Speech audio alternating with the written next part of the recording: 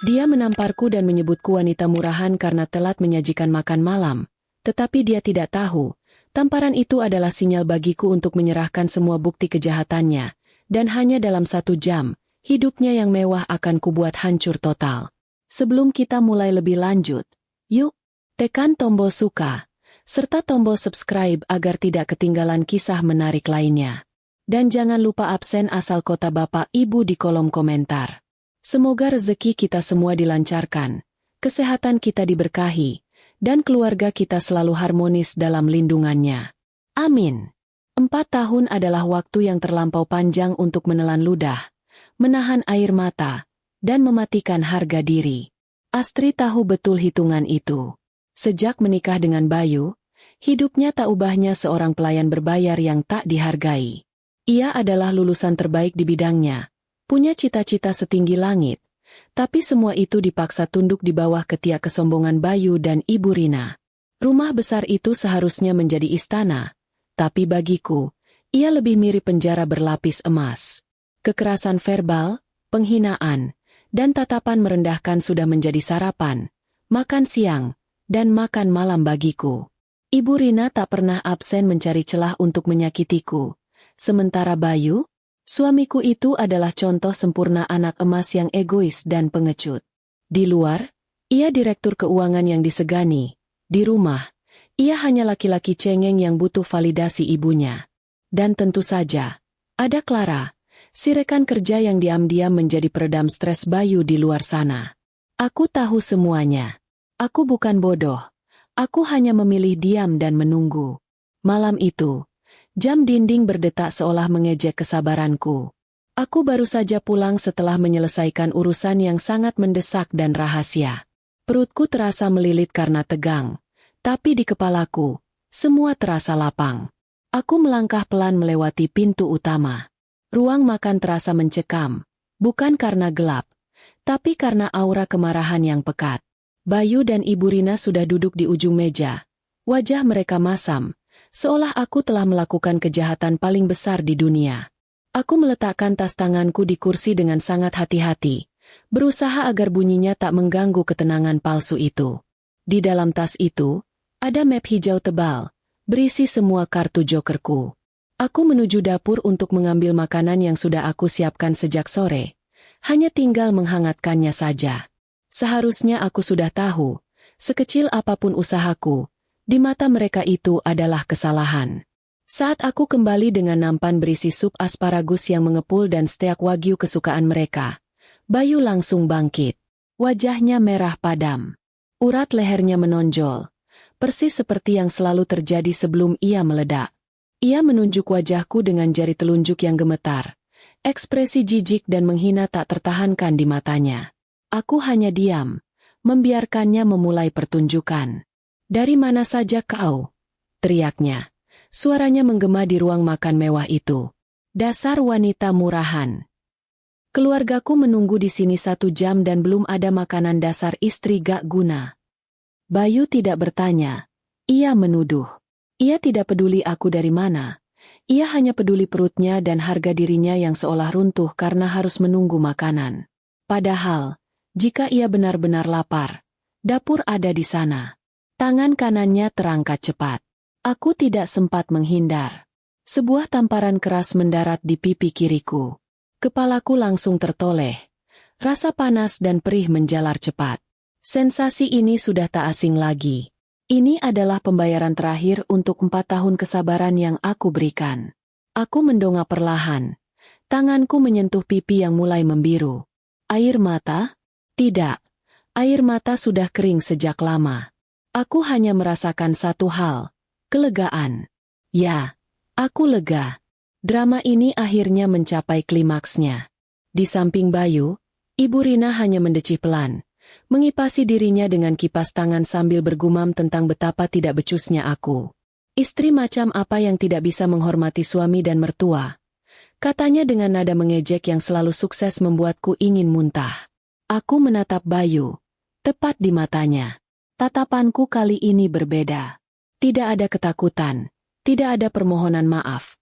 Yang ada hanya pandangan dingin dan sedikit rasa geli. Mungkin Bayu terkejut dengan reaksiku. karena ia sempat terdiam sesaat. Di tengah keheningan yang singkat itu, aku merasakan sesuatu yang lucu. Coba bayangkan, direktur keuangan sebuah perusahaan besar, seorang pria yang katanya cerdas, tapi marah-marah hingga menampar istrinya hanya karena menunggu steak selama 60 menit. Bukankah itu konyol? Aku hampir tertawa. Aku harus menahan tawa itu, karena senyumku yang aneh bisa merusak timing drama yang akan segera terjadi. Aku tidak menjawab satupun hinaan mereka. Aku hanya berdiri tegak, membiarkan Bayu terus mengumpat tentang betapa tidak bergunanya aku sebagai istri, sebagai perempuan, dan sebagai manusia di matanya. Aku hanya memutar pandanganku ke arah jam dinding. Jarum jam terus berdetak. Waktu terus berjalan, dan hitung mundur menuju pertunjukan utama hanya tinggal 1 jam lagi. Bayu tidak tahu, 60 menit itu bukan hanya waktu yang ia habiskan untuk menunggu makanan, tapi waktu yang ia beli untuk dirinya sendiri menuju kehancuran total.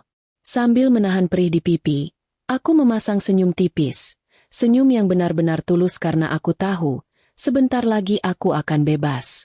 Aku hanya diam, karena kau tidak tahu, bisikku dalam hati.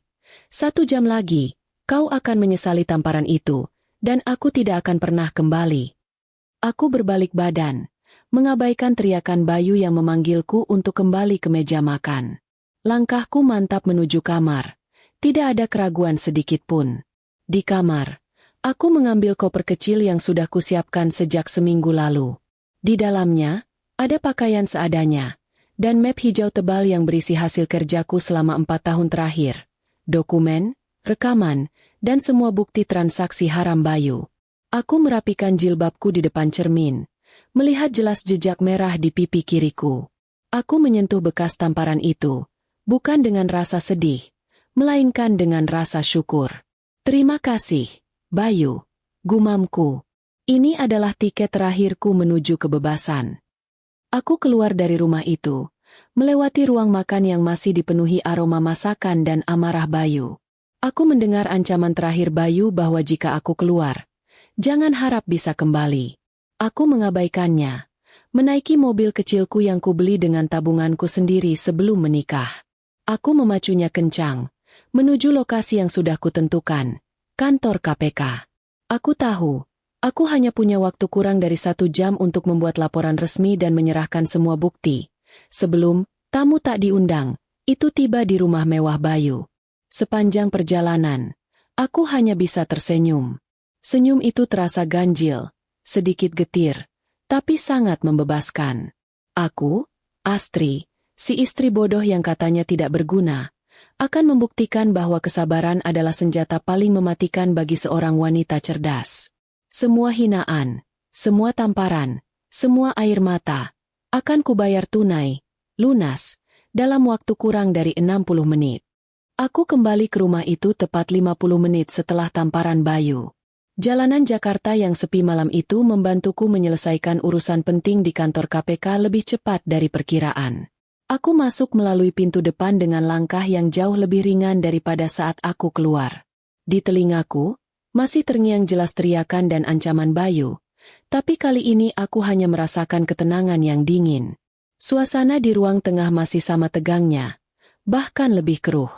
Bayu dan Ibu Rina rupanya sudah selesai makan, atau lebih tepatnya, mereka makan dengan tergesa-gesa karena lapar dan gengsi. Piring-piring bekas sup asparagus dan steak wagyu yang kubuat ronggok di meja makan, kotor tak disentuh asisten rumah tangga yang sudah kuperintahkan untuk libur hari itu. Bayu menoleh cepat saat mendengar pintu tertutup. Wajahnya semakin merah padam. Perpaduan antara sisa amarah dan mungkin sedikit rasa bersalah yang segera ia tepis. "Oh, jadi kau berani kembali?" gertaknya. Bangkit berdiri seolah siap melompat. "Aku sudah bilang, jika kau langkahkan kakimu keluar pagar, kau tidak usah kembali. Kau pikir kau siapa? Siapa yang kau temui malam-malam begini? Hah? Dasar wanita tidak tahu diuntung." Aku membiarkan semua tuduhan itu melayang di udara. Aku hanya berdiri di dekat pintu, menyandarkan punggung ke dinding, dan memasang senyum paling datar yang kubisa. Senyum itu bukan senyum mengejek, melainkan senyum puas karena rencanaku berjalan tepat waktu. Ibu Rina, yang duduk santai di sofa ruang tengah, ikut menimpali dengan suaranya yang melengking. Ia menuduhku pergi mencari pria lain, menghina pakaian yang aku kenakan, dan mengulang lagi betapa tidak bergunanya aku sebagai menantu. Aku tidak tertarik membalas. Mereka seperti anjing yang menyalak di kandang, dan aku tahu sebentar lagi kandang itu akan hancur. Mataku terpaku pada jam dinding bergaya kolonial yang menggantung mewah di ruang tamu. Jarum panjang bergerak perlahan menuju angka 12, menandakan genap 1 jam sejak aku ditampar. Hitung mundurnya sudah selesai. Aku menarik napas panjang, menikmati aroma ketegangan terakhir ini. Aku tahu, hanya dalam hitungan detik, sandiwara ini akan berakhir. Aku hanya pergi sebentar, Mas, kataku dengan suara yang sangat pelan, hampir berbisik, tapi cukup jelas terdengar. Dan kau akan segera tahu kenapa.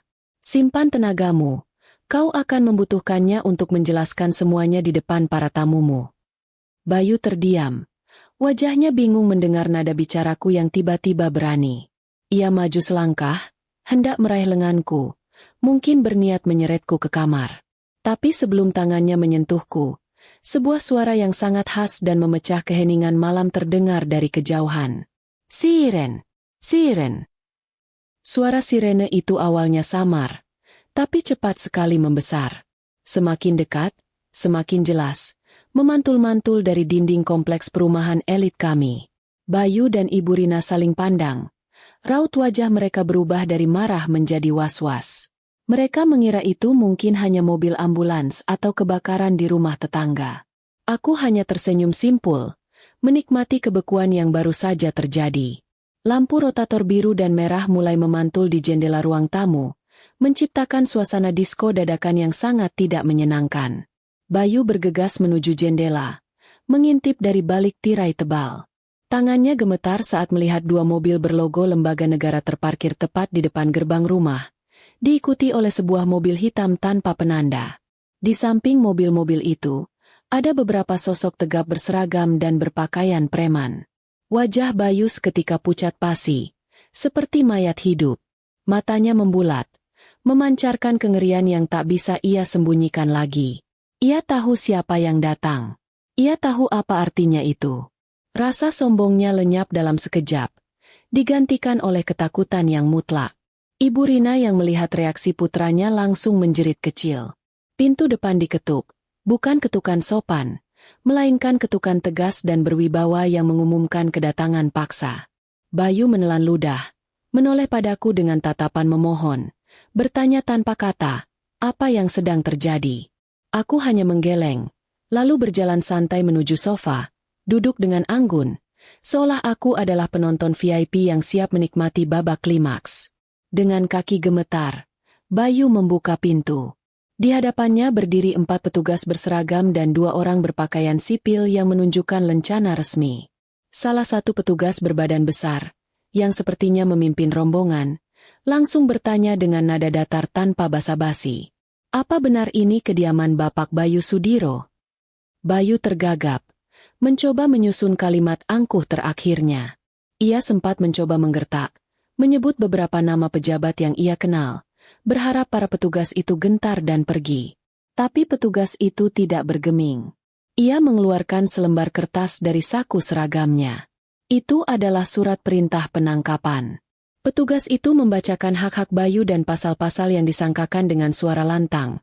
Penggelapan dana proyek, suap, dan tindak pidana pencucian uang yang sudah berlangsung selama 4 tahun. Mendengar itu, Ibu Rina histeris, berteriak bahwa ini fitnah, bahwa putranya adalah direktur keuangan yang terhormat. Ia mencoba maju, menghalangi petugas yang mulai memasangkan borgol besi dingin di pergelangan tangan Bayu. Di tengah kekacauan itu, salah satu petugas berpakaian preman yang membawa tas kerja tebal maju ke depan. Ia berkata bahwa mereka memiliki bukti yang sangat lengkap dan tak terbantahkan. Ia bahkan menyebutkan secara spesifik tentang berkas-berkas rahasia dan rekening bank di luar negeri yang selama ini disembunyikan Bayu. Bayu terdiam. Matanya terbelalak menatapku yang duduk tenang di sofa. Aku bangkit perlahan, berjalan mendekat ke ambang pintu, tepat di samping komandan petugas. Aku mengeluarkan sebuah flash disk kecil dari saku bajuku, alat penyimpanan mungil yang selalu aku sembunyikan. Aku menyerahkannya pada petugas itu. Ini salinan digital terakhir yang belum sempat saya lampirkan, Pak, kataku dengan suara jelas. Berisi rekaman percakapan dan transfer dana ke rekening suap. Saya adalah saksi pelapor, Pak. Petugas itu menerima flash disk itu, mengangguk hormat padaku, dan mengucapkan terima kasih atas kerjasamaku sebagai whistleblower. Bayu menatapku. Matanya memancarkan rasa tidak percaya, kengerian, dan pengkhianatan yang mendalam. Mulutnya terbuka, tapi tak ada suara yang keluar. Ia baru menyadari, wanita yang baru saja ia tampar dan ia sebut murahan, adalah orang yang baru saja menghancurkan hidupnya. Aku membalas tatapannya, kini dengan senyum kemenangan yang tak lagi kusam, melainkan berkilauan. Selamat menikmati hidup barumu, Mas, bisikku pelan, memastikan hanya dia yang mendengarnya. Petugas segera menyeret Bayu keluar menuju mobil, diikuti oleh raungan tangis Ibu Rina yang meraung-raung memaki-maki aku sebagai menantu durhaka. Aku tidak merasa iba sedikit pun. Di luar, tetangga-tetangga mulai berbisik, menonton drama penangkapan yang memalukan ini. Aku melihat mobil itu melaju kencang, membawa Bayu menjauh bersama masa laluku yang suram. Hening kembali menyelimuti rumah itu, tapi kali ini, keheningan itu adalah kebebasanku. Aku menutup pintu, mengabaikan Ibu Rina yang masih menangis histeris di teras. Aku berjalan kembali ke ruang tengah, duduk di sofa yang sama, dan menghela napas panjang. Pundakku terasa jauh lebih ringan. Aku tahu, pertunjukan belum selesai. Kini tinggal aku berdua dengan Ibu Rina. Dan aku sudah menyiapkan kejutan kedua untuk wanita tua itu. Kejutan yang menyangkut nasibnya di rumah yang selama ini ia klaim sebagai miliknya. Udara di ruang tengah terasa dingin, jauh lebih dingin daripada biasanya. Seolah AC rumah ini ikut merasakan ketegasan suasana. Aku duduk tenang di sofa mewah, menyesap segelas air mineral untuk meredakan tenggorokan yang tercekat karena menahan emosi. Di luar, suara isakan Ibu Rina yang meraung-raung di teras mulai mereda, berubah menjadi gumaman makian yang pelan. Aku tahu, ia pasti sedang mengumpulkan sisa-sisa kesombongan dan kemarahannya untuk menghadapi babak selanjutnya. Benar saja, tak lama kemudian, Ibu Rina masuk kembali ke rumah dengan hentakan kaki yang kasar. Ia membanting pintu utama hingga menimbulkan suara berdebum keras. Matanya sembab, wajahnya merah padam, tapi dagunya tetap terangkat tinggi, menunjukkan sisa-sisa keangkuhan yang tak mau mati. Ia melangkah mendekatiku. Jari telunjuknya yang dihiasi cincin berlian palsu menuding lurus ke wajahku. "Kau, istri durhaka!" teriaknya dengan suara serak yang melengking. "Beraninya kau menjebloskan putraku ke penjara. Kau pengkhianat. Pergi. Segera angkat kakimu dari rumah ini sekarang juga. Aku tidak sudi bernapas di bawah atap yang sama dengan ular berbisa sepertimu." Aku tidak beranjak, hanya menatapnya lurus-lurus. Tudingan, ular berbisa, itu membuatku geli.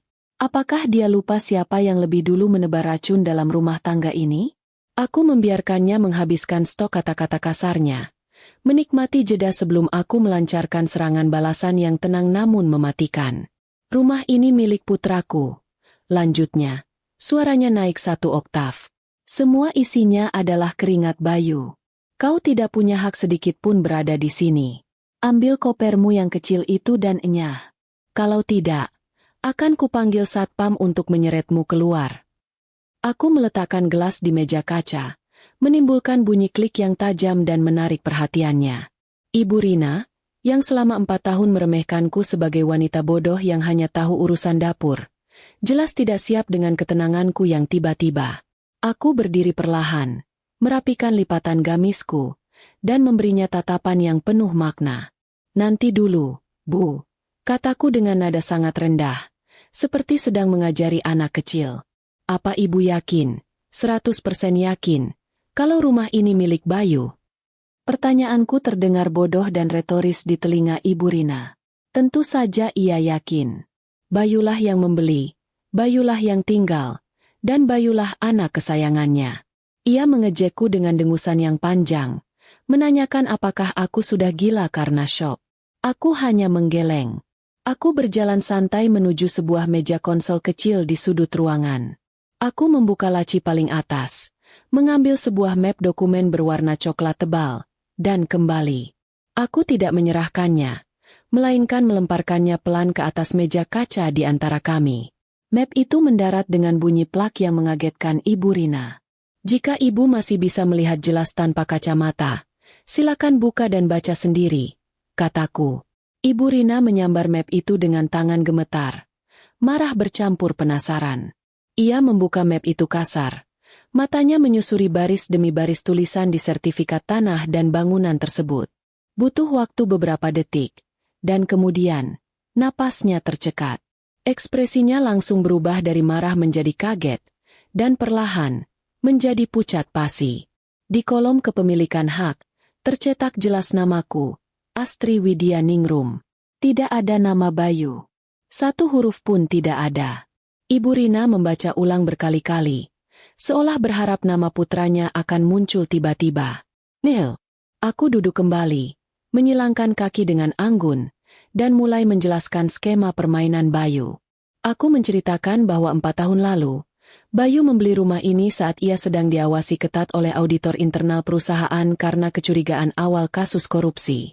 Bayu tidak bisa membeli aset besar atas namanya sendiri, karena itu akan memicu alarm. Dengan liciknya, Bayu menggunakan namaku untuk membeli properti ini, jelasku. Ia bilang itu hadiah pernikahan untukku. Padahal, niat sebenarnya adalah pencucian uang. Ia pikir aku terlalu bodoh untuk mengerti hukum properti dan ia bisa mengambil alih kepemilikan kapan saja setelah masalahnya selesai. Ibu Rina hanya bisa terdiam, lidahnya keluh. Semua argumennya hancur seketika. Aku melanjutkan, menjelaskan satu poin hukum yang paling penting. Di mata negara, siapa yang namanya tercantum di sertifikat, dia adalah pemilik sah mutlak. Jadi, Ibu salah. Rumah ini bukan milik Bayu. Rumah ini, beserta semua isinya, adalah milikku, kataku, kini dengan nada yang jauh lebih tegas dan dingin. Inilah saatnya membalikkan keadaan sepenuhnya. Aku menatap Ibu Rina, yang kini hanya bisa terduduk lemas di sofa seberangku, wajahnya seputih kertas sertifikat di tangannya. Aku memberinya waktu 1 jam. Silakan kemasi semua barang-barang pribadi Ibu, titahku. 1 jam dari sekarang, Ibu harus meninggalkan rumah ini. Aku tidak ingin melihat Ibu di sini besok pagi. Dan tenang saja, aku sudah berbaik hati menawarkan untuk memesankan taksi online untuk Ibu. Bayangan di matanya menunjukkan bahwa ia benar-benar terpukul. Ia tidak menyangka skenario akan berbalik 180 derajat. Ia mencoba melawan, mengatakan bahwa ia akan membawa semua perhiasan dan barang-barang mewah dari kamarnya. Mengklaim itu adalah hadiah dari Bayu. Aku hanya tersenyum kecil. Silakan, Bu. Tapi saya sarankan Ibu segera mengecek keaslian barang-barang itu. Karena kejutan dari Bayu belum selesai. Ibu Rina, dengan langkah gontai, akhirnya menyeret kakinya menuju kamar. Rasa takut dan syok sudah menembus kesombongannya. Aku menghela napas lega. Ini adalah langkah pertama menuju kedamaian. Di dalam hatiku, aku tahu karma itu sungguh detail dan tak pernah salah alamat. Di dalam kamar mewahnya yang terletak di lantai 1, Ibu Rina tampak panik luar biasa. Ia bukan panik karena Bayu ditangkap, melainkan panik karena statusnya sebagai nyonya rumah yang terhormat baru saja dicabut sepihak. Ia buru-buru membuka brankas kecil yang tersembunyi di balik lukisan, mengeluarkan kotak-kotak beludru berisi kalung, gelang, dan cincin berlian yang selalu ia pamerkan di acara arisan. Aku mengikutinya dengan langkah santai, bersandar di ambang pintu kamar, mengawasi gerakannya. Ketenanganku sangat kontras dengan kepanikan Ibu Rina yang sedang memeluk kotak-kotak perhiasan itu seolah nyawanya tergantung di sana.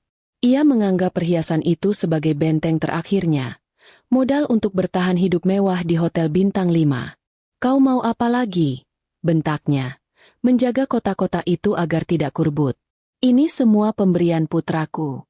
Harganya ratusan juta. Kau tidak berhak menyentuhnya. Aku tersenyum tipis. Tawa kecil yang terdengar miris. Selama ini, Ibu Rina selalu hidup di atas awan kekayaan. Padahal tanah di bawah kakinya adalah ilusi. Aku berjalan masuk, mengeluarkan selembar kertas kecil yang sudah agak lusuh dari saku gamisku. Itu adalah nota pembelian yang kusembunyikan sejak setahun lalu.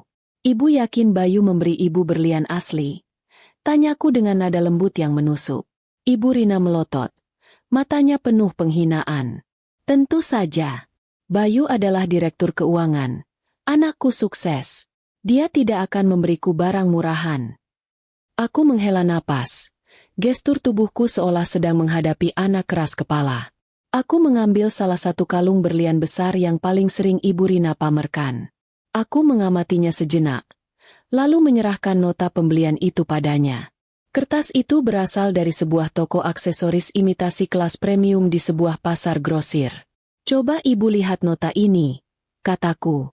Tanggal dan barangnya cocok dengan perkiraan kapan Bayu memberikan kalung ini pada Ibu.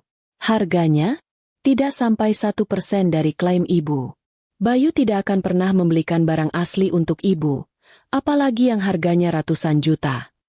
Ibu Rina merebut nota itu, membacanya berulang kali dengan mata melotot. Tangannya mulai gemetar hebat. Ia menatap kalung di tanganku, lalu beralih ke nota itu, dan kembali menatapku. Pertahanannya mulai runtuh. Ia mencoba menyangkal, mengatakan bahwa aku memalsukan nota itu. Aku lulusan akuntansi, Bu. Bukan pemalsu nota murahan, kataku. Jika Ibu mau, kita bisa pergi ke toko emas sekarang juga untuk membuktikan keasliannya. Tapi kita tidak punya waktu, dan hasil tesnya akan sama saja. Kenyataan itu menghantamnya seperti palu. Aku melanjutkan, menjelaskan detail yang lebih pahit. Uang miliaran hasil korupsi Bayu tidak digunakan untuk membelikannya barang mewah, atau menaikkan derajat keluarga. Uang itu habis untuk berjudi online, untuk membiayai gaya hidup hedonisnya, dan untuk menyokong selingkuhannya, Clara. Perhiasan imitasi ini hanya alat Bayu untuk membungkam ibunya agar tidak banyak bertanya dan tetap merasa bangga. Kotak perhiasan itu jatuh dari tangan Ibu Rina. Isinya berhamburan di lantai marmer kamar. Kalung, gelang, dan cincin yang selama ini ia puja kini tampak menyedihkan dan berkilauan palsu di bawah cahaya lampu. Ia menjerit histeris, bukan karena kehilangan harta, tapi karena merasa dikhianati oleh satu-satunya putra yang ia puja-puja. Anak durhaka, raungnya, memunguti perhiasan palsu itu dan melemparkannya ke dinding. Ia menyadari bahwa selama ini ia telah dijadikan badut, topeng penutup kejahatan Bayu, dan dipermalukan di depan teman-temannya dengan berlian imitasi. Aku tidak merasa kasihan, hanya merasa keadilan itu begitu rapi. Aku melihat jam di dinding kamar. Waktu pengusiran yang kuberikan hampir habis. Aku harus menyelesaikan ini tanpa drama berlebihan. Waktu Ibu tinggal 20 menit lagi. Aku mengingatkannya dengan suara datar. Jika Ibu belum keluar, aku akan meminta satpam untuk membantu memindahkan barang-barang Ibu ke trotoar. Setelah ini, semua barang milik Ibu yang tersisa akan aku sumbangkan ke panti asuhan. Ancaman terakhir itu berhasil. Ibu Rina, dengan langkah gontai dan air mata yang terus mengalir, mulai memasukkan baju-bajunya ke dalam koper besar dengan asal-asalan. Tidak ada lagi kesombongan, tidak ada lagi dagu terangkat. Yang tersisa hanyalah seorang wanita tua yang tertipu, terusir, dan menyadari bahwa ia kini tidak memiliki apa-apa selain pakaian lusuh dan kenangan palsu. Aku menunggunya di ruang tamu, memastikan Ibu Rina keluar dari pagar rumah. Tepat saat jam menunjukkan batas waktu, Ibu Rina menyeret koper besarnya keluar dari gerbang, berdiri sendirian di pinggir jalanan yang sepi. Aku mengunci pintu pagar, membalikkan kunci terakhir itu. Aku melihat Bayu sudah pergi, dan kini, Ibu Rina pun sudah pergi. Aku kembali masuk, mematikan lampu ruang tamu, dan menuju dapur. Aku membersihkan piring kotor yang ditinggalkan mereka, mencuci bekas-bekas sup yang katanya keasinan. Dan untuk pertama kalinya dalam 4 tahun, aku merasakan kedamaian absolut di rumah itu. Malam itu, aku tidur nyenyak, tanpa rasa takut akan teriakan atau tamparan yang mengganggu. Di dalam sel tahanan kantor polisi, waktu bergerak lambat dan menyakitkan, berbeda total dengan ritme jam tangan mewah yang dulu melingkari pergelangan Bayu.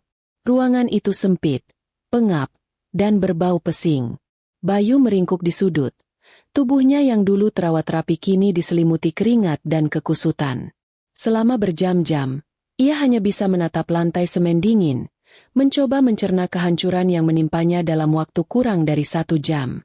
Ia bukan lagi direktur keuangan yang angkuh, melainkan hanya narapidana baru yang ketakutan.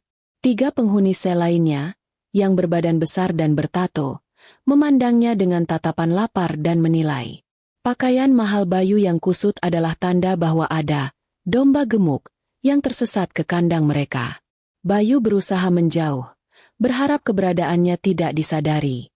Kepalanya berdengung, bukan karena bising, melainkan karena isolasi yang mencekik. Sejak tiba, Bayu terus berteriak meminta haknya untuk menelepon pengacara. Setelah berulang kali membuat keributan, seorang petugas akhirnya datang dan memberinya waktu singkat untuk menggunakan telepon. Bayu buru-buru menghubungi Pak Dimas, pengacara pribadinya yang selama ini mengurus semua dokumen ilegalnya. Jawaban di ujung telepon membuat darah Bayu membeku, lebih dingin dari lantai sel. Pak Dimas dengan nada formal dan dingin mengatakan bahwa ia tidak bisa lagi mewakili Bayu. Perusahaan tempat Bayu bekerja telah resmi memecatnya dan mengajukan gugatan balik. Karena Pak Dimas dikontrak oleh perusahaan, ia kini berada di pihak lawan. Bayu dicampakkan begitu saja, tanpa peringatan. Bayu mencoba menghubungi teman-teman bisnisnya, para pengusaha dan pejabat yang sering ia traktir di restoran bintang 5. Satu persatu, nomor-nomor itu ia hubungi dengan tangan gemetar. Ada yang tidak aktif, ada yang menolak panggilan, dan yang paling menyakitkan, ada satu rekan yang mengangkat hanya untuk berkata, "Jangan hubungi aku lagi, aku tidak mau terseret masalahmu," sebelum memutuskan sambungan secara sepihak. Saat gagang telepon ditarik kembali oleh petugas, Bayu menatapnya dengan pandangan kosong. Istana pasir yang ia bangun selama ini, yang ia yakini kokoh karena uang, ternyata runtuh dalam hitungan menit. Teman-teman yang ia banggakan, jaringan sosial yang ia pamerkan, semuanya hanyalah parasit yang kabur begitu inangnya terancam. Malam itu adalah malam terpanjang dan terburuk dalam hidup Bayu. Setiap kali ia mencoba memejamkan mata, bayangan wajah Astri yang tersenyum sinis saat menyerahkan flash disk di depan polisi muncul menghantuinya. Bagaimana bisa wanita yang selama ini ia anggap bodoh dan penurut itu merencanakan kudeta yang begitu rapi dan mematikan? Ia tidak bisa menerima kenyataan bahwa Astri jauh lebih cerdas, lebih strategis, dan lebih berani darinya. Di pagi hari, Bayu dibangunkan oleh suara gembok sel yang dibuka. Ia berharap itu adalah ibunya, atau mungkin pengacara baru yang melihat peluang. Namun, ketika ia digiring ke ruang kunjungan, sosok yang duduk di balik meja pembatas kaca itu adalah satu-satunya orang yang paling tidak ingin ia lihat, sekaligus orang yang kini memegang kunci takdirnya, Astri. Astri duduk di sana, terlihat sangat segar dan rapi, kontras dengan dirinya yang bermata panda dan rambut acak-acakan. Bayu langsung menyambar gagang telepon interkom. Amarahnya meluap bersama rasa putus asa. Ia mulai mengancam Astri, bersumpah akan membuat hidup Astri menderita begitu ia keluar dari sini. Ia menuntut Astri untuk mencabut laporan itu sekarang juga. Astri mendengarkan ocehan dan ancamannya tanpa ekspresi, seolah mendengarkan siaran radio yang membosankan. Setelah Bayu kehabisan napas, Astri mengangkat sebuah map biru dan menempelkan selembar kertas ke kaca. Itu adalah surat gugatan cerai. "Pengacaraku sudah mendaftarkan gugatan ini pagi-pagi sekali," kata Astri melalui interkom, suaranya jernih dan stabil. "Aku menuntut cerai dengan alasan KDRT berat, penelantaran ekonomi, dan menuntut seluruh aset yang tersisa sebagai ganti rugi atas penderitaan fisik dan mentalku selama 4 tahun. Bayu tertawa sumbang, tawa meremehkan yang terdengar putus asa. "Kau tidak akan bisa membuktikan KDRT itu. Kau tidak punya visum, tidak ada saksi selain ibuku yang pasti akan membelaku." Tantangan itu adalah kesalahan terbesar Bayu. Astri mengeluarkan sebuah tablet dari tasnya. Ia menyalakan layar dan memutar sebuah video, menghadapkan layarnya ke kaca pembatas. Mata Bayu terbelalak horor. Itu adalah rekaman kejadian semalam di ruang makan. Ia membanting sendok, berteriak, dan menampar Astri. Kualitas videonya jernih, suaranya jelas. Aku memasang kamera tersembunyi di setiap sudut rumah sejak setahun yang lalu. Mas, jelas Astri dengan nada dingin. Semua perlakuan kasarmu, semua hinaan ibumu, semuanya terekam dengan sempurna dan tersimpan aman di server cloud yang tidak bisa kau sentuh. Ini bukan hanya untuk sidang cerai, tapi juga untuk pasal penganiayaan tambahanmu. Bayu menjatuhkan gagang telepon interkom itu. Hancur lebur. Dunia yang ia bangun, kekuasaan yang ia yakini, semuanya runtuh di hadapan bukti visual yang dikumpulkan oleh wanita yang selama ini ia injak-injak. Ia menatap Astri. Pandangan horornya kini dipenuhi penyesalan yang terlambat. Astri membereskan barang-barangnya, bersiap pergi. Ia mendekatkan wajahnya ke kaca, mengucapkan kalimat terakhir yang memaku Bayu di kursinya. Selamat menikmati hidup barumu, Mas. Jangan tunggu aku, karena aku tidak akan pernah kembali. Astri berbalik dan pergi, meninggalkan Bayu yang terduduk lemas, sendirian dalam keheningan yang mencekam. Ia menyadari bahwa ia telah kehilangan segalanya. Harta, jabatan, ibu, istri, dan masa depannya. Semuanya karena kebodohan dan keangkuhannya sendiri. Matahari pagi belum sepenuhnya meninggi ketika Ibu Rina berdiri di pinggir jalan raya, menyadari betapa kejamnya dunia tanpa uang dan status. Ia menyeret koper besar, yang kini terasa berat bukan karena isinya melainkan karena beban rasa malu dan keputusasaan. Semalam suntuk ia habiskan di bangku taman yang dingin setelah diusir oleh Astri, dan kini, ia harus mencari perlindungan ke satu-satunya tempat yang ia pikir akan menerimanya, rumah anak perempuannya, Vina. Ibu Rina terus meyakinkan dirinya sendiri bahwa ini hanya kemalangan sementara. Ia percaya, sebagai ibu kandung, ia pasti akan disambut dengan tangan terbuka. Vina, anak perempuannya yang lain, tinggal di kawasan pinggiran kota yang sederhana. Dengan sisa uang tunai yang ada di dompetnya, Ibu Rina naik taksi daring, memaksakan diri tampil seanggun mungkin meski bajunya sudah kusut dan wajahnya pucat. Ketika tiba di depan rumah Vina, yang pagarnya terlihat berkarat dan catnya mengelupas, harga diri Ibu Rina langsung menciut. Rumah ini jauh dari standar kemewahan yang biasa ia nikmati. Ia menekan bel rumah berulang kali, tidak sabaran, berharap bisa segera mendapatkan kamar yang nyaman untuk merebahkan punggungnya yang sakit. Pintu terbuka, dan Vina muncul dengan wajah masam, masih mengenakan daster rumahan yang sudah pudar warnanya. Ekspresi terkejut di wajah Vina langsung berubah menjadi kening berkerut dalam ketika melihat ibunya berdiri dengan koper besar di sampingnya. Vina tidak mempersilakan masuk. Ia berdiri berkacak pinggang di ambang pintu, seolah sedang menghalangi maling. "Ibu kenapa? Kenapa ibu di sini sepagi ini?" tanya Vina. Suaranya terdengar dingin dan curiga. Ibu Rina langsung memberondong Vina dengan keluhan dan drama air mata, menyalahkan Astri atas semua yang terjadi. Ia menceritakan bagaimana Astri menjebloskan Bayu ke penjara dan mengusirnya dari rumah. Ia berharap Vina akan segera memeluknya, menangis bersamanya, dan memaki Astri sebagai menantu durhaka. Namun, respons Vina sangat jauh dari harapan. Vina tertawa, tawa sinis yang tak mengandung rasa iba sedikit pun. Ia memotong ucapan Ibu Rina dengan tajam. Suaranya penuh kekesalan yang terpendam lama. "Tolong jangan bercanda, Bu." Astri mengusir ibu, "Itu bagus," kata Vina. Kata-katanya menusuk langsung ke ulu hati Ibu Rina.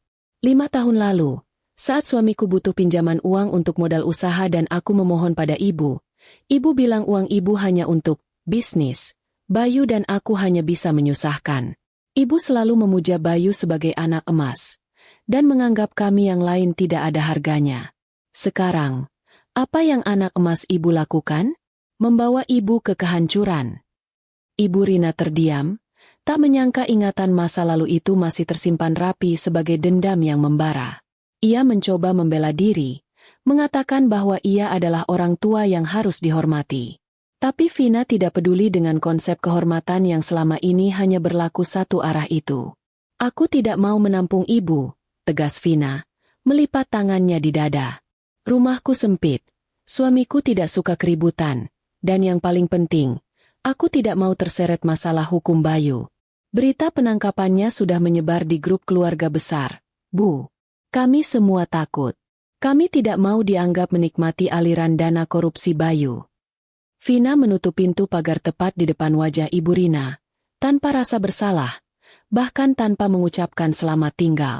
Ibu Rina terpaku di trotoar. Koper besar itu kini terasa 10 kali lebih berat. Hatinya hancur berkeping-keping, bukan karena penolakan, tapi karena kesadaran pahit bahwa anak-anaknya hanya melihatnya sebagai beban dan potensi masalah hukum. Ibu Rina menyeret kopernya kembali ke jalan raya, kini menuju harapan terakhirnya, rumah anak sulungnya, Ridho. Perjalanan ke rumah Ridho memakan biaya sisa uangnya dan waktu yang cukup lama. Sepanjang jalan, ia terus merutuki nasibnya dan menyalahkan Bayu, bukan dirinya sendiri yang memupuk sifat egois anak-anaknya. Saat tiba di perumahan Ridho, nasibnya tidak jauh berbeda. Ridho, yang bekerja di instansi pemerintahan dan sangat menjaga citra, bahkan tidak membukakan pintu. Ia berbicara kepada ibunya melalui celah pagar besi dengan nada dingin dan formal. "Maaf, Bu, saya sedang ada urusan mendesak dan tidak bisa menerima kunjungan," kata Ridho. Matanya tampak menghindari tatapan Ibu Rina. "Menampung ibu saat ini bisa membahayakan posisi saya. Berita Bayu sudah viral. Saya tidak mau kantor saya berpikir saya terlibat dalam kasus korupsi." Ibu Rina memohon, mencoba memainkan kartu kasih sayang ibu. Ia menceritakan bahwa ia tidak punya uang, tidak punya tempat tinggal, dan badannya sakit. Ridho terdiam sejenak, lalu mengeluarkan selembar uang pecahan besar melalui celah pagar. "Ini, Bu, uang ini cukup untuk ibu menyewa kamar kos bulanan. Jangan hubungi saya dulu sampai kasus ini selesai dan suasananya mereda. Saya akan menjenguk nanti." Ridho berbicara seolah memberi sedekah kepada pengemis, bukan kepada ibunya sendiri. Uang di tangan Ibu Rina terasa panas, sebuah penghinaan yang tak tertahankan dari darah dagingnya sendiri. Ia menyadari, di mata anak-anaknya, ia sudah tidak lagi berharga. Nilainya hanya sebatas uang receh yang bisa dihindari demi menjaga citra dan kekayaan mereka sendiri. Hari semakin siang, dan panas matahari mulai menyengat kulit Ibu Rina yang biasa terlindung AC dan mobil mewah. Ia duduk di bangku taman kota yang kotor. Perutnya keroncongan karena ia belum makan nasi sejak semalam. Ia menghitung uang yang diberikan Ridho. Jumlahnya sangat terbatas, hanya cukup untuk sewa kamar kos murah di daerah perkampungan kumuh selama sebulan. Ia menyeret kopernya lagi. Kakinya mulai melepuh karena sepatu hak tingginya tidak cocok untuk berjalan jauh. Dengan langkah gontai, ia mulai menyusuri ganggang sempit yang becek dan berbau tidak sedap. Kesombongan yang tersisa sedikit demi sedikit terkikis oleh realitas kemiskinan. Setelah berputar-putar mencari, ia akhirnya menemukan sebuah kamar petak kosong di ujung gang buntu. Kondisinya sangat memprihatinkan. Dindingnya lembab, catnya mengelupas, lantainya hanya semen kasar, dan kamar mandinya di luar, berbagi dengan penghuni lain. Pemilik kontrakan, seorang wanita paruh baya dengan tatapan curiga, meminta bayaran di muka. Ibu Rina menyerahkan uangnya dengan tangan gemetar. Ia masuk ke kamar sempit itu, meletakkan kopernya, dan bau apek langsung menusuk hidungnya. Tidak ada AC, tidak ada kasur empuk, hanya tikar tipis yang ditinggalkan penyewa sebelumnya. Ia ambruk di lantai, menangis tanpa suara. Malam pertama di tempat itu adalah neraka yang nyata baginya. Suara bising tetangga, tangisan bayi, dan suara musik keras membuatnya tidak bisa tidur. Nyamuk-nyamuk mulai menyerang kulitnya yang biasa terawat. Ia mencoba memejamkan mata, tapi bayangan kamar mewahnya di rumah Astri, yang dulu selalu wangi dan tenang, terus menghantuinya. Ia teringat bagaimana Astri selalu membawakan teh hangat setiap pagi. Penyesalan merayap masuk, bukan karena ia menyesal telah jahat pada Astri, tapi karena ia menyesal telah kehilangan kenyamanan yang diberikan Astri. Perutnya perih karena belum makan nasi, hanya mengganjal dengan roti murah. Ia kini benar-benar sendirian, terperangkap dalam kemiskinan yang dulu selalu ia hina. Beberapa hari berlalu, dan uang simpanannya menipis cepat. Ibu Rina sadar ia harus bekerja untuk makan. Ia mencoba melamar pekerjaan sebagai pencuci piring di sebuah warung makan sederhana. Dengan menekan egonya dalam-dalam, ia mendatangi pemilik warung. Namun, nasib berkata lain. Saat pemilik warung melihat wajahnya, ia langsung mengenali Ibu Rina, wajah yang sempat muncul sekilas di berita televisi sebagai ibu histeris pembela koruptor. Pemilik warung itu menolaknya mentah-mentah, mengatakan bahwa ia tidak mau warungnya sial karena mempekerjakan keluarga maling. Penolakan itu terjadi berulang kali. Ibu Rina berjalan pulang ke kontrakannya dengan langkah seret. Air matanya menetes membasahi pipi yang kini mulai keriput dan kusam. Ia telah jatuh ke titik terendah. Ia sudah tidak punya apa-apa. Hari penentuan itu akhirnya tiba, ditandai dengan langit mendung yang seolah meratapi kehancuran. Gedung pengadilan negeri dipadati awak media. Kasus korupsi dan suap Bayu telah menjadi sorotan nasional, mencerminkan kebusukan moral yang harus diadili. Aku datang lebih awal, diantar oleh Dimas, pengacaraku yang kompeten dan tenang. Aku duduk di kursi saksi dengan penampilan yang memancarkan aura profesional dan percaya diri. Aku mengenakan setelan blazer biru tua yang elegan, menampilkan sosok wanita yang jauh berbeda dari istri tertindas yang dulu dikenal Bayu. Aku tidak menoleh sedikit pun ke arahnya. Fokusku lurus ke depan, ke meja majelis hakim. Bayu memasuki ruang sidang dengan tangan terborgol. Penampilannya sangat menyedihkan. Tubuhnya kurus kering. Wajahnya tirus dengan lingkaran hitam di bawah mata, dan rambutnya yang dulu selalu rapi kini tumbuh berantakan. Ia tampak seperti orang sakit yang rapuh, jauh dari citra direktur keuangan yang angkuh. Di matanya, aku melihat ketakutan murni, bukan lagi kesombongan. Saat giliranku memberikan kesaksian, ruang sidang mendadak senyap. Aku memaparkan kesaksianku dengan tenang, runtut, dan didukung data yang akurat. Aku menjelaskan bagaimana Bayu memalsukan tanda tangan direktur utama, bagaimana ia membuat perusahaan cangkang untuk mengalirkan dana, dan bagaimana ia menggunakan uang perusahaan untuk memuaskan gaya hidup pribadinya. Aku berbicara layaknya seorang auditor ahli, menggunakan istilah keuangan dan hukum yang membuat pengacara publik Bayu yang ditunjuk negara karena Bayu sudah bangkrut kewalahan. Setiap kali Bayu mencoba membantah dengan emosi, hakim segera memperingatkannya untuk diam. Bukti-bukti yang kuserahkan malam itu di KPK, kini terpampang di layar proyektor, menjadi senjata yang menelanjangi semua kejahatan Bayu. Persidangan tidak hanya membahas soal uang. Jaksa juga mulai masuk ranah perilaku Bayu. Aku membeberkan fakta bahwa sebagian besar uang hasil kejahatan itu digunakan untuk gaya hidup hedonis, judi online, dan membiayai wanita-wanita simpanannya. Aku juga menyerahkan bukti rekening koran yang menunjukkan aliran dana ke beberapa wanita yang tidak dikenal, semakin menyudutkan posisi Bayu. Bayu tampak semakin kecil di kursi pesakitan, bahunya merosot total. Ia menyadari bahwa ia tidak memiliki satupun orang di ruangan itu yang berpihak padanya. Semua rencananya runtuh di hadapan detail data dan kesaksianku yang dingin. Ketika sesi tanya jawab hampir selesai, Bayu diberi kesempatan untuk membela diri. Dengan suara parau dan putus asa, ia mencoba memainkan kartu korban. Ia menuduhku sebagai istri yang tidak tahu terima kasih, yang sengaja menjebaknya karena ingin menguasai harta.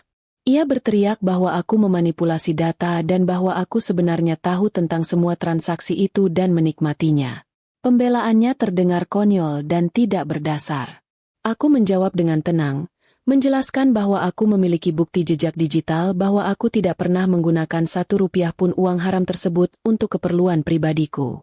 Semua pendapatanku berasal dari kerja freelance yang aku sembunyikan darinya, dan aset rumah yang kumiliki dibeli dengan skema yang justru dirancang Bayu untuk menghindari pajak. Tiba-tiba, pintu ruang sidang terbuka dengan kasar. Seorang wanita muda dengan riasan wajah tebal dan pakaian mencolok masuk tanpa izin. Petugas keamanan mencoba menahannya, namun wanita itu berteriak lantang memanggil nama Bayu. Itu adalah Clara, wanita simpanan Bayu.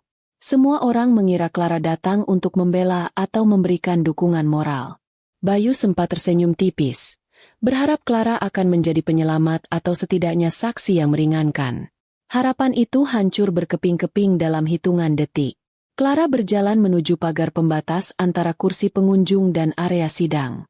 Ia tidak menatap Bayu dengan cinta, melainkan dengan kemarahan yang meluap. Di depan hakim, jaksa, dan seluruh hadirin, Clara berteriak menagih janjinya. Ia mengatakan bahwa Bayu telah berjanji membelikannya apartemen dan mobil bulan ini, tetapi ternyata Bayu malah masuk penjara. Dia penipu, teriak Clara. Aku sudah keluar modal banyak untuk melayani dia, dan dia cuma janji palsu.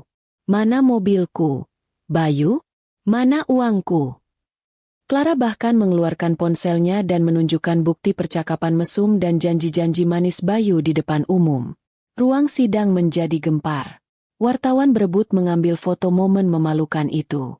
Bayu menunduk dalam-dalam. Wajahnya merah pada menahan malu yang luar biasa.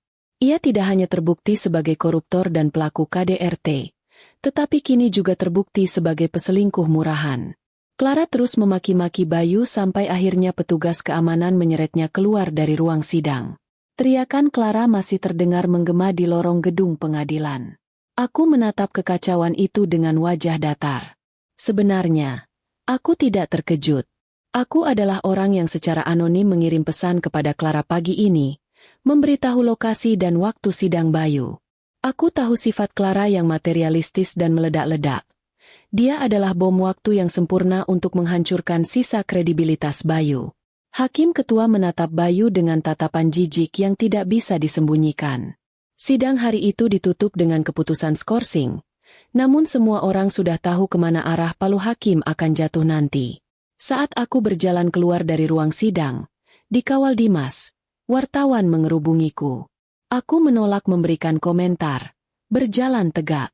Aku tahu, persidangan hari ini bukan hanya tentang memenangkan perdebatan hukum, tetapi tentang menunjukkan kepada dunia, dan terutama kepada Bayu, siapa diriku sebenarnya. Sebuah pertunjukan kebenaran yang menyakitkan, namun membebaskan. Aku menatap Bayu sekali lagi sebelum pintu ruang sidang tertutup. Ia terlihat sangat kecil, kesepian, dan hancur. Aku tahu, sejak saat itu, keadilan tidak akan meninggalkannya sedetik pun. Di sebuah kamar kontrakan yang sempit dan pengap, Ibu Rina terbaring lemah di atas tikar tipis. Sudah hampir sebulan ia hidup dalam keputusasaan dan penyesalan. Tubuhnya menggigil hebat, bukan karena suhu dingin, melainkan karena demam tinggi yang tak kunjung reda. Batu kering yang menyakitkan terus menyiksa tenggorokannya. Di sekitarnya, tidak ada apa-apa, hanya botol air mineral kosong dan sisa bungkus roti basi. Ia mencoba bangkit untuk mengambil air dari keran di luar kamar. Namun kakinya terlalu lemah. Ibu Rina jatuh kembali ke lantai, mengerang kesakitan saat pinggulnya menghantam semen kasar. Suara gaduh dari kamar Ibu Rina didengar oleh tetangga sebelah. Seorang ibu muda bernama Ningsih. Meskipun Ibu Rina selama ini selalu bersikap angkuh dan tidak mau bergaul, rasa kemanusiaan Ningsih tergerak. Ningsih dan beberapa warga lain mendobrak pintu kayu kamar Ibu Rina yang rapuh. Pemandangan yang mereka temukan sungguh menyedihkan. Wanita tua yang dulu selalu membanggakan kekayaan putranya kini tergeletak tak berdaya. Wajahnya pucat pasi, dan matanya cekung. Warga segera bergotong royong membawanya ke rumah sakit umum daerah terdekat menggunakan angkutan umum seadanya. Sesampainya di instalasi gawat darurat, Ibu Rina ditempatkan di bangsal kelas 3 yang penuh sesak. Bau obat-obatan bercampur dengan bau keringat pasien lain membuatnya mual. Seorang perawat datang memeriksa kondisinya dan meminta data penanggung jawab keluarga.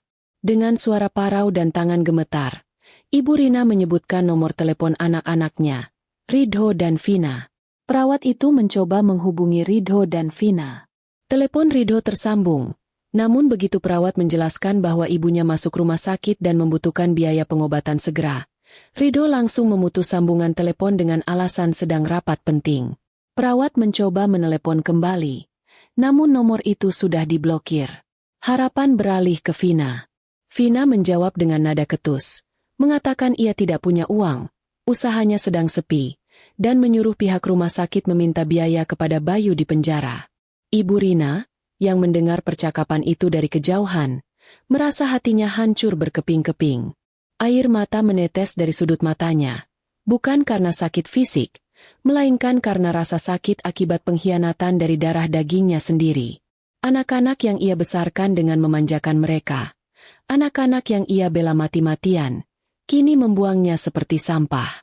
Dalam keputusasaan, pihak administrasi rumah sakit menemukan satu nomor kontak darurat lama yang tersimpan di dompet usang Ibu Rina. Itu adalah kartu nama Astri.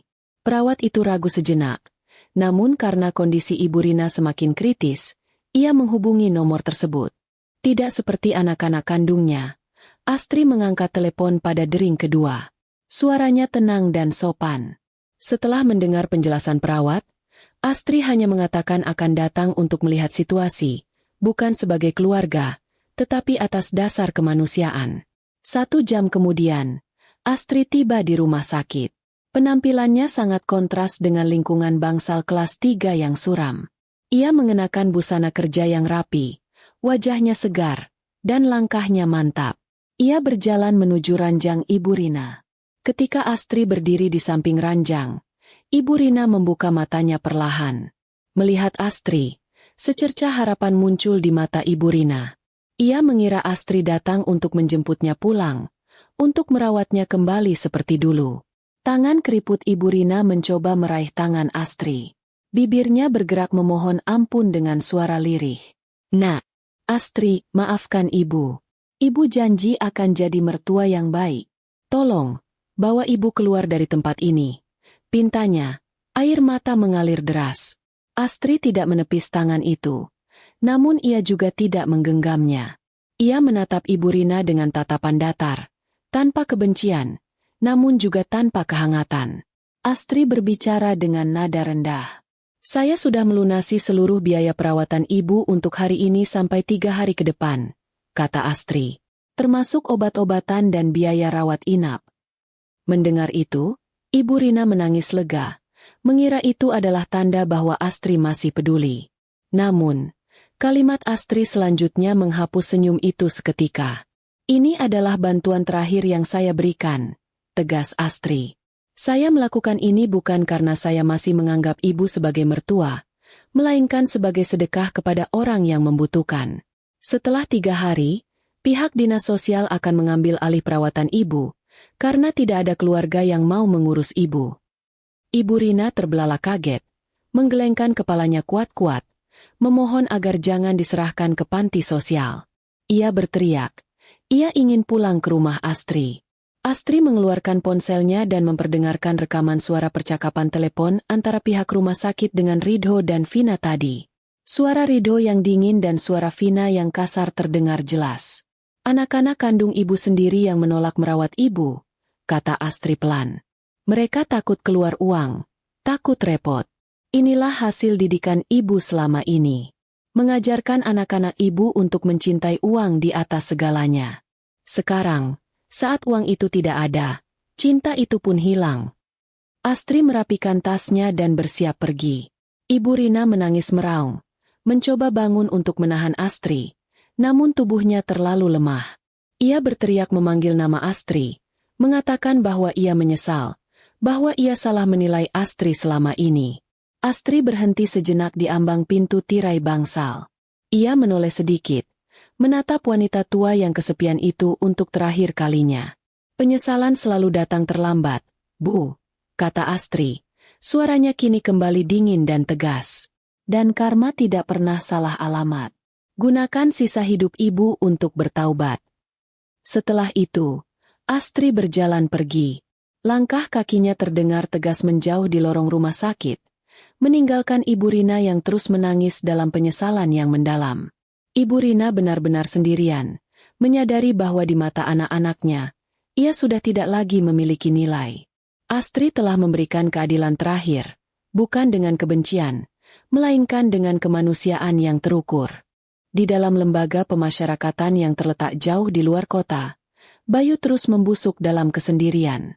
Hari-hari yang ia lalui terasa seperti siksaan tanpa akhir. Status sosialnya telah lenyap, dan kini ia hanya seorang pesakitan yang menunggu hari penentuan takdir.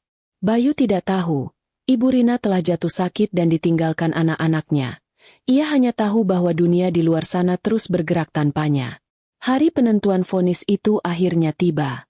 Langit di atas gedung pengadilan tampak suram, mencerminkan masa depan Bayu yang kelam. Ruang sidang utama penuh sesak, lebih padat daripada sebelumnya. Semua mata tertuju pada kursi terdakwa. Bayu duduk dengan kepala tertunduk dalam. Tubuhnya kini benar-benar habis. Ia tampak seperti bayangan dirinya yang dulu. Tidak ada lagi sisa-sisa kesombongan.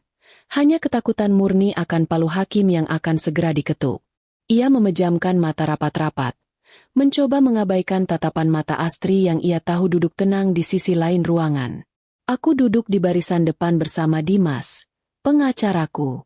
Aku mengenakan setelan blazer yang sederhana namun berwibawa. Aku tidak merasakan dendam, hanya rasa lega yang mendalam. Hari ini bukan hanya tentang vonis pidana korupsi Bayu, tetapi juga pembacaan keputusan pengadilan agama mengenai gugatan cerai dan pembagian harta Gonogini. Hakim Ketua, seorang pria parubaya yang berwajah tegas, mulai membacakan putusannya.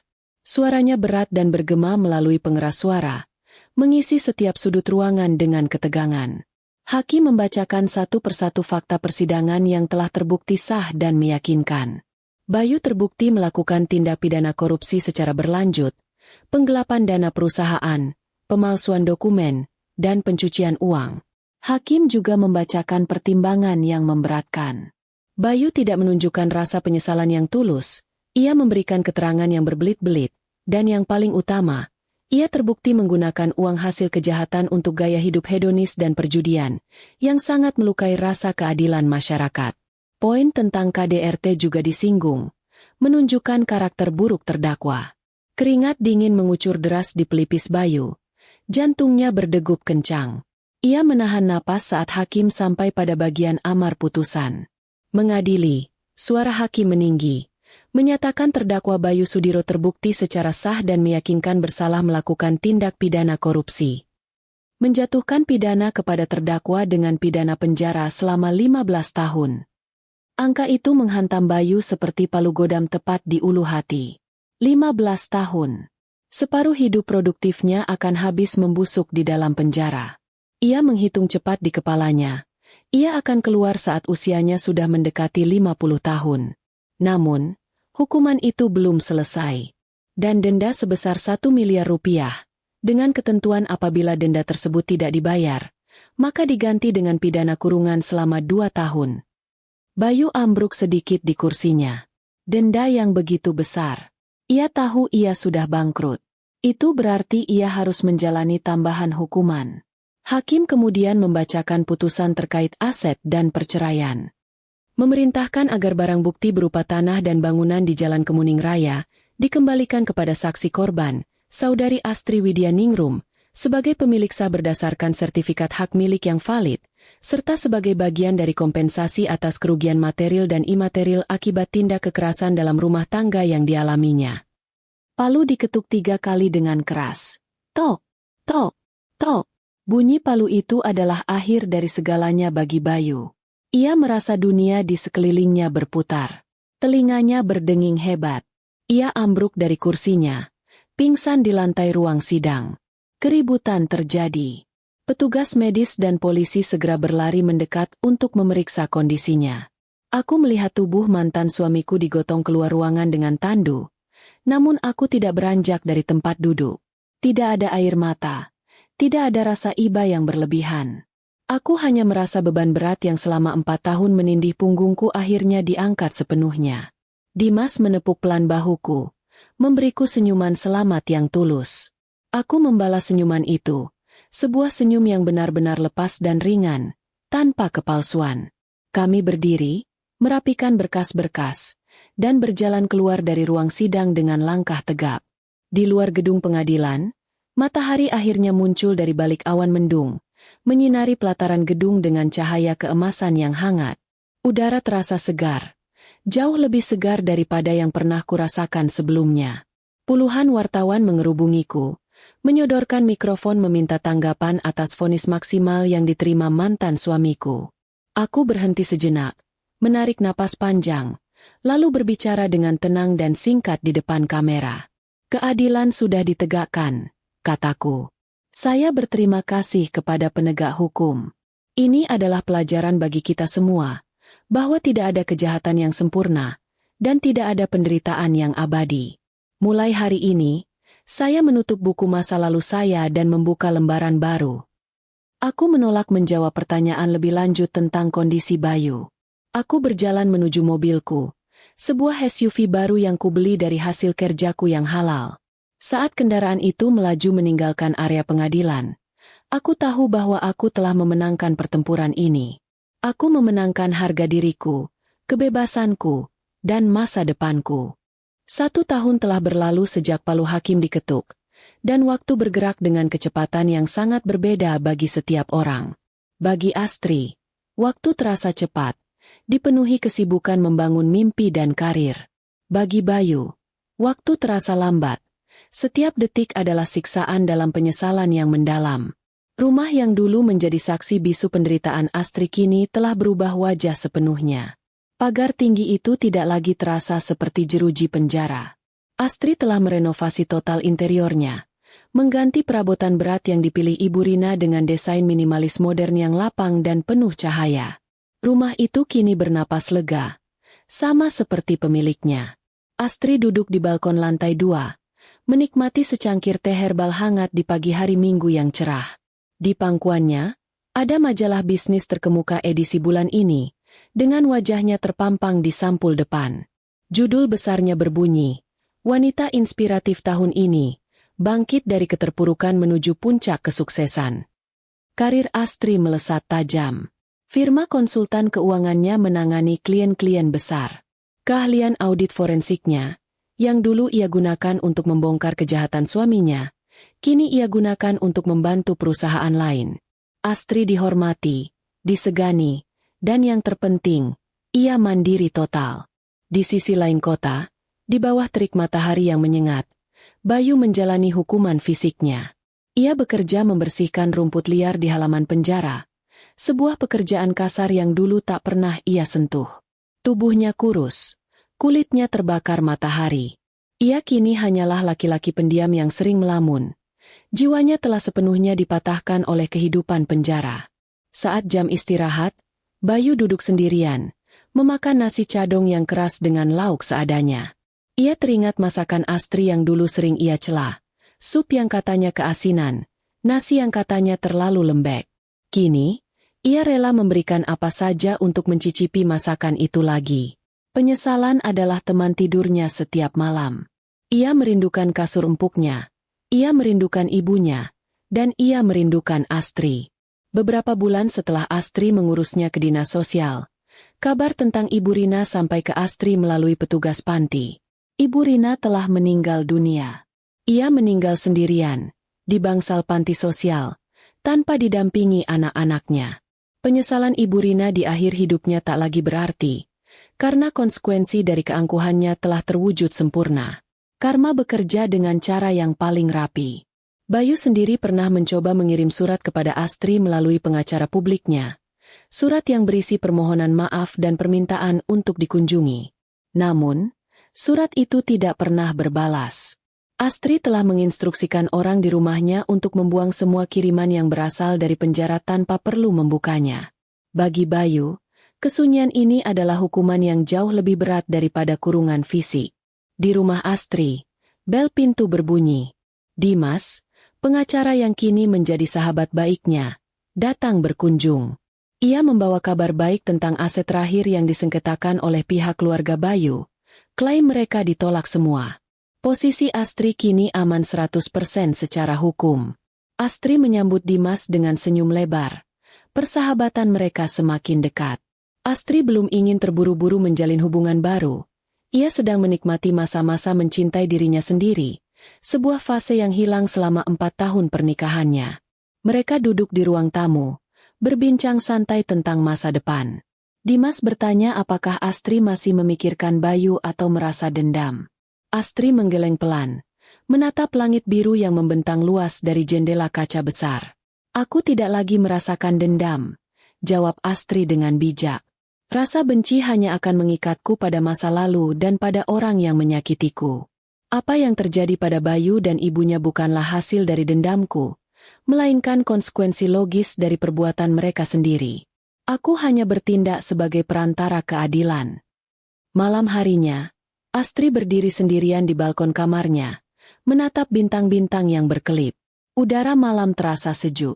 Ia menarik napas dalam-dalam, mengisi paru-parunya dengan rasa syukur.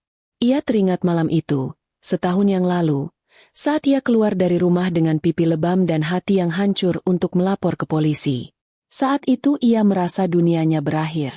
Ternyata, itu adalah awal dari dunia barunya. Astrid tersenyum tulus. Ia menyadari bahwa kebahagiaan yang sebenarnya bukanlah tentang memiliki suami kaya atau status sosial tinggi, melainkan memiliki kedamaian hati, harga diri yang tegak, dan kebebasan untuk menentukan jalan hidup sendiri tanpa rasa takut. Astrid menutup pintu balkon, menutup tirai, dan mematikan lampu. Kegelapan masa lalu sudah benar-benar ia tinggalkan di belakang. Di dalam kamarnya yang nyaman dan hangat, ia bersiap untuk tidur nyenyak, siap menyambut esok hari yang menjanjikan harapan baru. Kisah penderitaannya telah berakhir, dan kisah kesuksesannya baru saja dimulai. Astrid telah memenangkan kebebasan sejatinya.